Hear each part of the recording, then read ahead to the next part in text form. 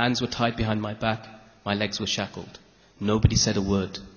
Nobody asked me who I was. Nobody said who they were. They were not in uniform. They didn't produce any identification. They didn't produce any documentation.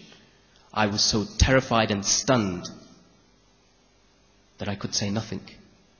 Other than when I saw them walking into the room where my wife and children were asleep, I said, please don't go in there. And then a hood went over my head and blackened out my ears for the next 3 years. I was taken to secret detention locations, questioned and interrogated by the CIA, by the FBI, by MI5, British military intelligence, and then taken to the Bagram detention facility. Now, people hear about Guantanamo, they talk about Guantanamo as if it's the worst prison in the world. I'm here to tell you, and I'm sure Sami and all of the other people that you saw in that film would tell you, if you could see them, that Guantanamo is the tip of the iceberg. It is the final destination, but it is not the worst destination. You have to pass through a series of secret detention sites and military detention sites, which has been called euphemistically extraordinary rendition. An extraordinary rendition simply means kidnap, abduction, false imprisonment, torture, and in the worst case scenarios, as you saw in that presentation, people are killed. Worst case scenario, death. Now, I am not the one at all to say that what happened to me or what happened to Sami or any of the others is anywhere near as bad as what happened to the people in Iraq or Afghanistan, because death is the worst form of torture. And death is what has happened to people in Iraq and Afghanistan and elsewhere, and it continues to happen. And what's happened to us is the nasty byproduct of war. It is the nasty byproduct of war.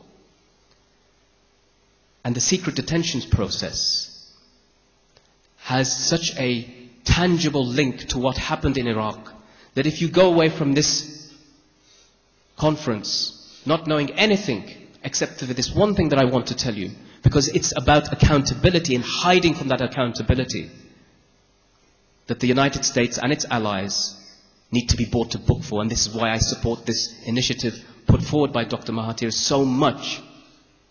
It has such and has the potential of such immense resonance around the world that people will be saying what happened in Kuala Lumpur, inshallah, would be like when people say what happened in Nuremberg after the Nazi trials. There was a person called Ibn Sheikh al-Libi who was detained in 2001 after September the 11th. And this man was said to be one of the senior ranking members of Al-Qaeda. He was taken by the Americans and taken to very secret locations. Eventually he was taken to Egypt. In Egypt he was, and if you go to see the exhibition that's been set up, he was waterboarded. During the waterboarding, he confessed to a crime that has resonance for us right here today. He said that he, as a member of Al-Qaeda, was working on obtaining weapons of mass destruction, chemical and biological weapons, so that he could go and kill Americans. That he was working with Saddam to do this. In 2003, Colin Powell, the then US Secretary of State, went to the UN Security Council to argue for a case of war in Iraq. And he cited the confession that he said was extracted by Ibn Sheikh al-Libi. They went to war in Iraq. They discovered there were no weapons of mass destruction. They discovered that there was no presence of Al-Qaeda until the invasion of Iraq. But Ibn Sheikh al-Libi, instead of being taken to Guantanamo or any legal process, was disappeared. He didn't make it to Guantanamo. He wasn't given a legal process. And in fact, just 3 months ago, he turned up dead, which is where you saw a picture of his body on that presentation.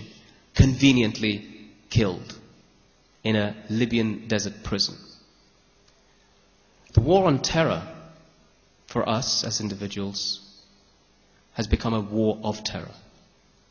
Those of us who experienced it, those of us who have tasted this form of the United States operations, have it scarred in our hearts for the rest of our lives. And the process, it was the process. I can understand that the United States of America had been hit, that they had been traumatized, that they wanted justice. And of course, to get peace, You have to have justice first. But the reaction was a pent-up hatred based upon ignorance, the likes of which I didn't know existed. I have never been to the United States of America, but the United States of America has been to me. And it has shown me a face of it that I wasn't really sure existed. And that part of it included when we were first taken to the detention facilities in Bagram and Kandahar by the Americans. We were stripped, we were beaten, we were punched, we were spat at. We were photographed in this manner. We were abused physically and racially and religiously. We saw the Quran ripped up into pieces, thrown into the places used for defecation, urination. I saw grown old men who had fought bravely against the Soviets cry, not because they were beaten, but because somebody had come and shaved his beard off, because somebody had come and stripped him, because somebody had come and sworn at him, crying. A brave Afghan who'd fought superpowers. Superpowers at that time, at the time when the Americans were supporting them, in fact. And then we were taken into interrogation with no clothes on, asked questions about all sorts of things that we had no answer to, and thrown into little cages made up of razor wire and barbed wire. And the pictures that you see of Abu Ghraib in Iraq, these pictures were taken of us too. But the difference is that you've not seen them. And as an individual, as a person who has some dignity, I'm glad you haven't seen them. We're all glad you haven't seen them. We hope you never see them. But the irony is, had you not seen those pictures of Abu Ghraib, had the world not seen them, they would never have known.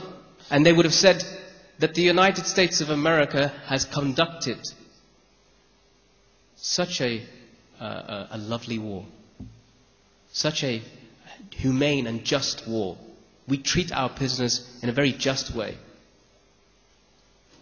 And so by the time myself and others were sent to Guantanamo, after we had seen, and in my case I saw 2 people beaten to death by the Americans, deaths that have been recounted and accepted by the American administration, just like they accepted that the statement of Ibn Sheikh al-Libi they knew was wrong.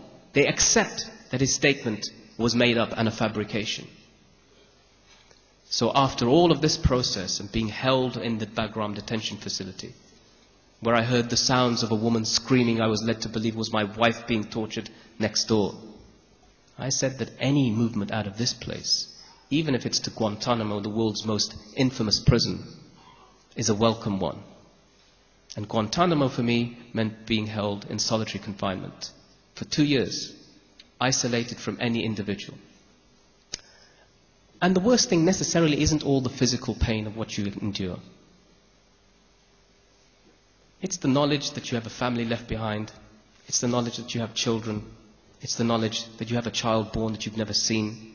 It's the knowledge that, or the feeling that you're made to feel, is that everybody has abandoned you. The Muslims, the non-Muslims, the world, the civilized world, the uncivilized world, they don't care. Let him die, let him rot, let him be in this manner. And this was what was explained to us. And that's why they said, you have no legal process. You are, in effect, a subhuman. The terminology they used to describe us was many. One is enemy combatant, another is enemy alien. Who would like to be described as an alien? We make films about aliens in which aliens are the bad guys.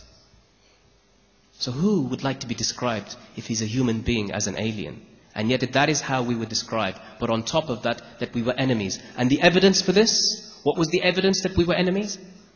The fact that we were there. The fact that we were there wearing orange suits, the orange signature suits that you see now throughout the world, that will be remembered throughout history as the signature recognition of the men held in Guantanamo Bay. That was the justification to keep us there. If you're here, you must be guilty. But to date, out of the 800 or so people held in Guantanamo,